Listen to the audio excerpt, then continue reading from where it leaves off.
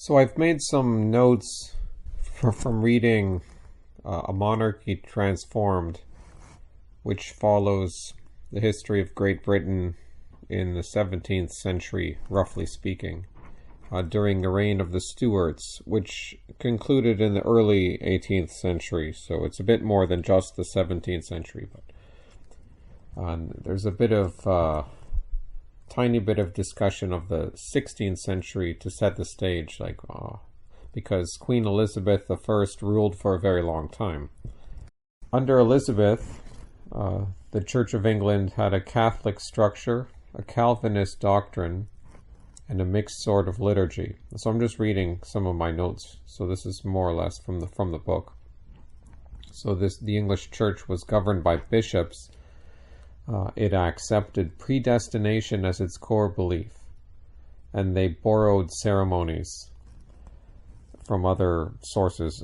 So predestination was the Reform belief that some people are destined to be saved and others are not. And there's not exactly a clear way to know if you are saved, but Calvin had an answer that you will get a feeling that you are saved if you work in devotion in your calling, which became associated with work or labor or livelihood. The English Church was created by the state. Henry VIII had the Act of Supremacy in 1534,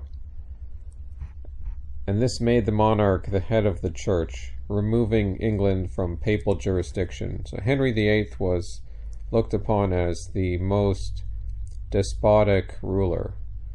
I don't know if despotic is fair, because that's kind of a negative word, but from what this author was saying, Henry VIII was the English equivalent of Louis XIV or Louis XVI or something like that, meaning a king with a lot of power and ruling over England and not having to worry about what does Parliament say or what do the Lords say or all that stuff. But that was not such a tradition in England, having a really strong king. Henry VIII becomes the head of the Church of England. They're no longer under Rome, although, of course, they do keep a lot of the trappings of Catholicism. And then Mary, or Queen Mary, or Bloody Mary, she attempted later in the 16th century, this is later in the 1500s, she tried to undo some of the Protestant reforms. But Elizabeth I, or Queen Elizabeth, reestablished them in the 39 Articles of 1563. Elizabeth was known as the protector of the Protestants, but she also made many concessions. She placated both Catholic lords and radical Protestants by leaving crucial matters of doctrine ambiguous. Elizabeth supported church decoration, especially crosses. She insisted clergy wear the white surplice, and she defended the signing of the cross, kneeling and bowing. Under her reign, Catholics, conformists, and reformers coexisted. So then James I comes to power in England basically at the turn of the 17th century, right at the very beginning of the 1600s. So James I of England was actually a Scot, and he was already James VI of Scotland. He had Catholic parents. He personally professed Calvinism, which was not Catholic at all, and he'd also been instructed over his life by Presbyterian ministers, because the Presbyterian Church was mostly a Scottish phenomenon. James I, who I'll refer to him as James I from now on, he also liked theological debate, and he was quite intellectually capable. There seems to be something like he may have been a homosexual or have done he might have had a male love interest, so that's interesting. But at this time in England, there's a lot of religious dissent. And this becomes one of the defining things of the whole century. Not just in England, but on the continent, which caused a lot of bloody war. So there was a lot of reformers. This is carrying over from the Protestant Reformation, which began in the previous century, in the 16th century. So in England at this time, most reformers did not want to separate from the established church. They were hoping to cause change from within, although some ultimately did end up separating, such as the ones that went to the New World. There were the adversaries of the reformers.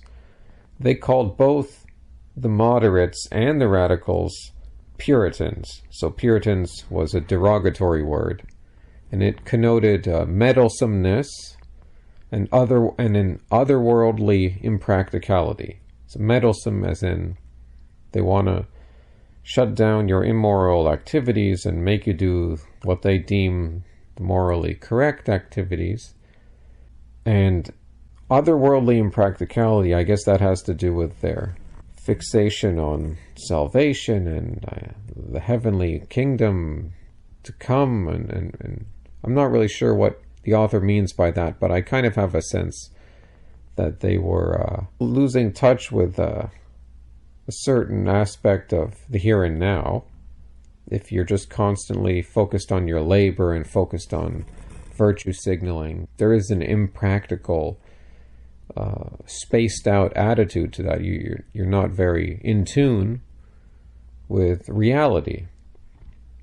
But this author is saying that what were called the Puritans were not actually such a united group, and not all Puritans were clergymen, like a lot of them were.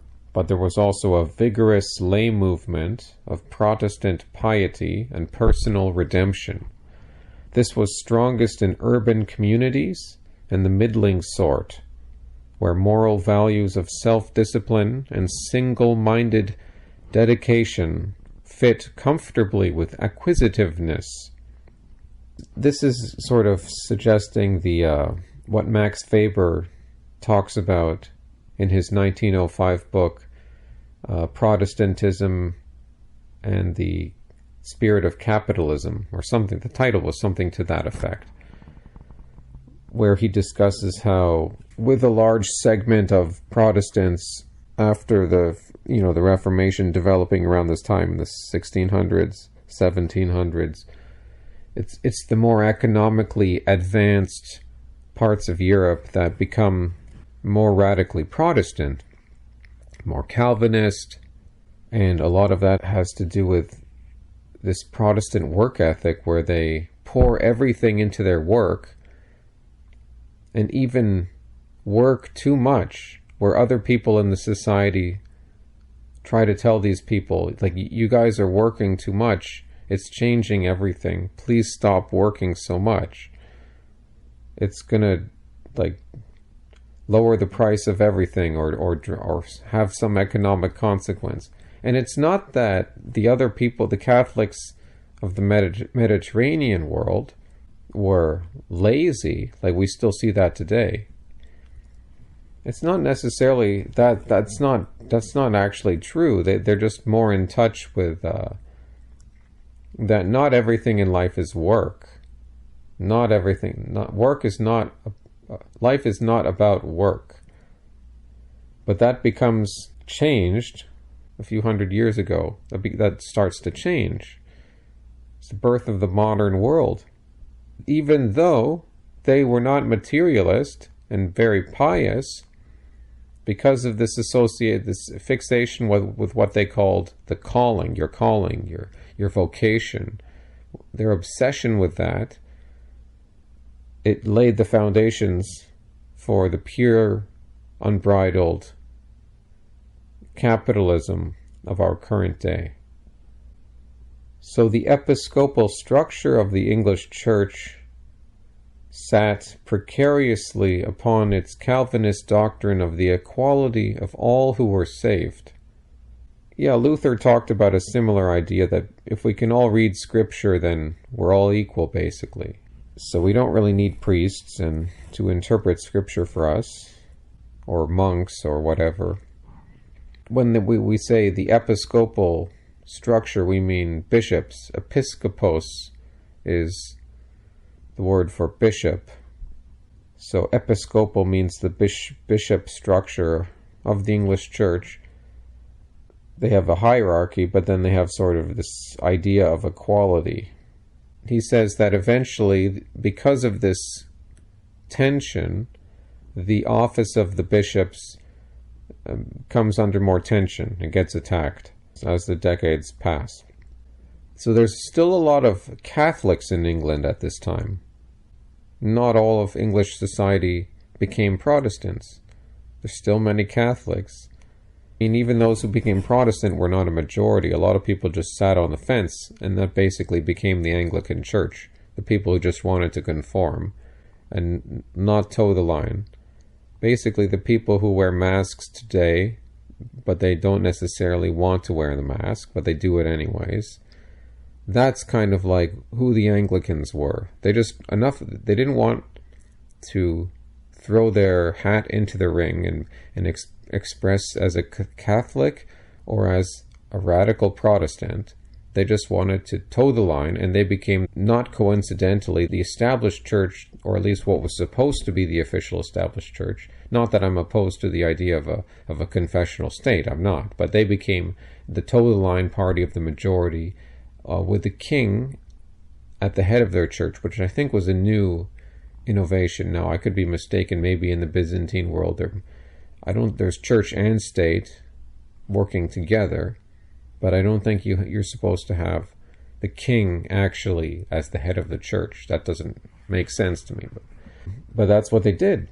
And even today, like Queen Elizabeth is the head of the Church of England, if I'm not mistaken, which is an absurd idea.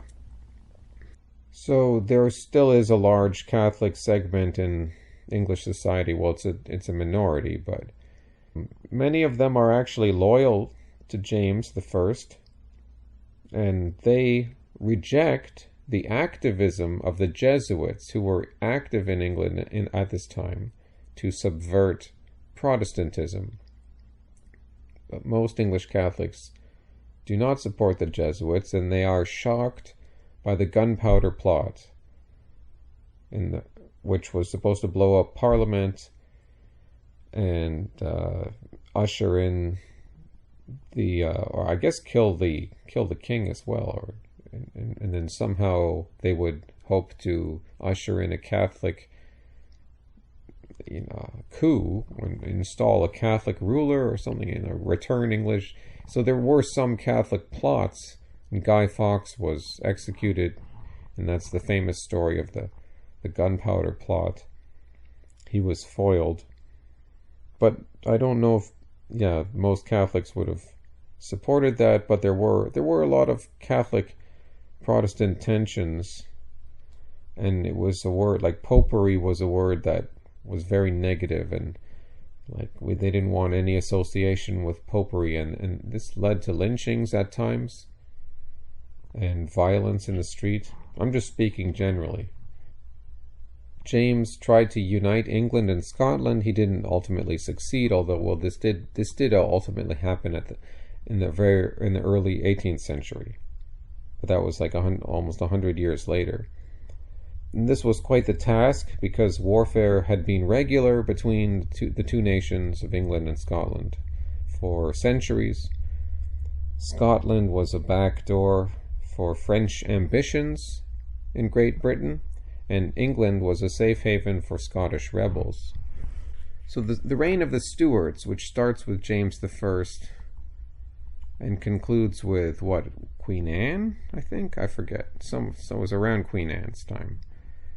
This reign of the Stuarts, which is a period which lasts more than 100 years, and they let Scotland govern itself, generally speaking. They did not place English confidants on the Royal Council in Scotland, nor on the episcopal bench or the courts of the law. Only Oliver Cromwell and James II were able to briefly impose their will on Scotland, and they used brutality to do so. Whereas Ireland was ruled by military, a Lord Lieutenant or a Viceroy, and the prerogative court of Castle Chamber. This is how Ireland was ruled. So there was an Irish Parliament, but it was summoned only rarely. It could not legislate independently. But that was the same way in England up until around this time, when it starts to change and parliaments become more regular. But during Queen Elizabeth's time, there were only a few parliaments. There weren't many. Parliaments existed on the whim of the ruler. That was how it was traditionally, not the other way around. That's the significance of the reign of the Stuarts. It becomes switched where parliaments now come more to dictate what the monarch can do, rather than the monarch calling parliaments to help explain things to him or help him raise money more often. So in Ireland, English administrators attempted to Anglicize the Irish by introducing English forms of law and commerce and Protestantism. Of course, Ireland was Gaelic and Catholic majority. There were the Old English, who I'm mistaken about who they were exactly. They were older English, like had come more previously to. They were English and they were Catholic. Yeah, they were Catholics, but they were English. So they shared the Catholicism with the Irish. But then they revolted against these New English Protestants, who included a lot of Scots later on, who would take the cheaper land that didn't produce as much there as in England.